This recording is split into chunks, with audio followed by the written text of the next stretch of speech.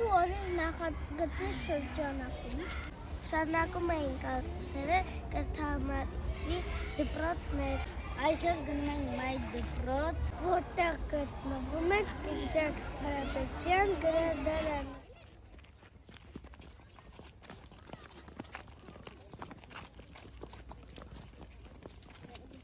Տիգրան Հայրապետյան գրադարան, որը կրում է իր անունը Տիգրան Հայրապետյան։ Սովորաբար գրադարանները հայտնի մարդկանց, գրողների, երաժիշտների, քաղաքական գործիչ, նաև այս դեպքում այդ մարդկանց անունով են դնում։ Մեր գրադարանը Տիգրան Հայրապետյանի անունով է, ինքը շատ գրքերի հեղինակ է, նաև քաղաքական գործիչ է հայտնի եղել իր ժամանակաշրջանի համար եւ իր անունով գրադարան կա, Սևաստացի համայնքի գրադարանը։ Դուք տաղաճանաչեք եւ այստեղ դուրս գալուց առաջ իհարկե կարող եք ովքեր որ ուզում են գրանցվել գրադարանում որպես բաժանող եւ նաեւ գրքեր վերցնել։ Գրադարանում մենք դնում ենք գրքերը ըստ իրենց տեսակների, այսինքն դասագրքերը առանձին, գեղարվեստական գրքերը կարող են տարբերել, պատմության գրքերը եւ ըստ լեզուների կարող են տարբերակել։ Այս կողմը հայերեն գրքերն են հիմնական, այս կողմը ռուսաց լեզվով, այսինքն ձևը անգլերեն լեզվով գրքերը, տառերը գիտեք, այսինքն A տառից ստաց մինչեւ F տառը։ Բոլոր այդ տառերով հերթականությամբ դնում ենք, բայց գրքերը մենք դնում ենք ոչ թե հեղինակի անունով, այլ ազգանունով։ Ասենք մեզ պետք է փնտրել գտնել Հովհաննես Թումանյանի գիրքը, մենք որ տառի տակ ենք իրան փնտրելու։ Բայց եթե ուշադիր էիք, ես ասեցի, որ փնտրում ենք ոչ թե հեղինակի անունով գիրքը, այլ ազգանունով։ Հովհաննես Թումանյան, ազգանունը ո՞րն է այստեղ։ Թումանյանը Თ, չէ՞։ Այսինքն մենք փնտրում եւ գտնում ենք Თ տառի տակ։ Իսկ Հովհաննեսը իր անունն է։ Որ կարևոր բանը գրքերին ո՞ց պիտի վերաբերվենք։ Խնամքով։ Իսկ այդ ինչ է նշանակում խնամքով վերաբերել։ Որ չճղենք, չճղենք, չախտոտենք, չկորցնենք, կորցնելն է, չէ՞, դա մեջ մտնում։ Հա, ու էլի լիքը բաներ, այսինքն մենք կարող ենք փոխանցել մեր քույրիկին կարթա հետ վերադարձնել, բայց հիշենք, որ սա մեր անունով գրանցված գիրք է, իրանից ուշացնենք, որ խնամքով կարթա տանենք, հետ վերադարձնենք։ Մենք այսօր այցելեցինք Տիգրան Հայրապետյան գրադարան, որտեղ ձեզ ընկեր Լուսինեն պատմեց մեր կրթահամալիրի գրադարանի մասին։ Ձեզ ներկայացրեց գրադարանի կարգուկանոնը, ինչպես պետք է վարվեն գրադարանում գրքերի հետ։ Իսկ հիմա մենք մեր այցելության երկրորդ մասում միասին ընթերցելու ենք մի պատմվածք, որի վերնագիրն է Արջը եւ Դաշնամուրը։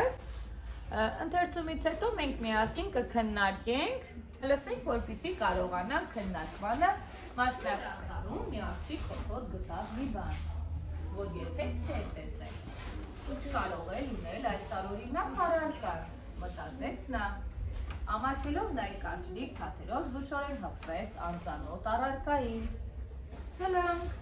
տարօրինակ առարկան սոսկալի ձայն հանեց։ Արջը հեռացավ, բայց վերադարձավ հաջորդ օրը, նայել մյուս օրը և դրա հաջորդ օրն էլ, և այսպես օրեր, շաբաթներ, ամիսներ և տարիներ։ Հեքիաթն այսպիսով ավարտվեց։ Հավանեցիք ընկերներ հեքիաթը։ Արջին ես ծափահարում։ հա, հեքիաթին էլ նայեմ։ Ձյան ինչ կպատմես հեքիաթից։ Շատ լավներ ու ինձ դուր եկավ այդ հեքիաթը Դաշնամուրը։ Նոնը։ Ինձ շատ դուր եկավ այդ հեքիաթը, ես էլ ուզում այս գրքից ունենամ, միշտ իմ քույրիկի համար տանը կարդամ։ Ես էլ եմ սիրում Դաշնամուրը նվագել, ես հուսով եմ, որ ես կկարողանամ իմ ընկերների համար սիրում նվագել։ Իմ կարծիքով Արջը լավ ընկեր էր, որովհետև իր ընկերների համար Դաշնամուր էր նվագում։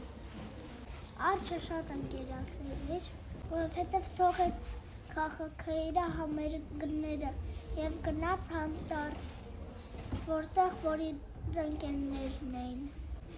Արջը լավ ընկեր էր, որտեղ նա թողեց քաղաքը, իր գովազդները, իր համերգները, իր երգերը, բայց մեկը հետ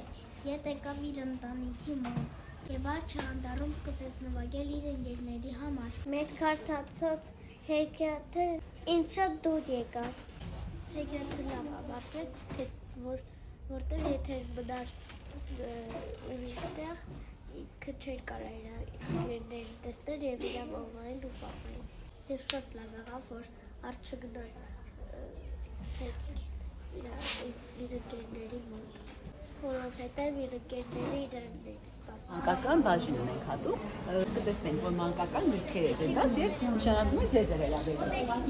Մենք այսօր ունենք բազմաթիվ գրքեր մանկական, առաջինից մինչև 6-րդ, 7-րդ դասարանցիների համար ունենք մանկական հատուկ գրքեր։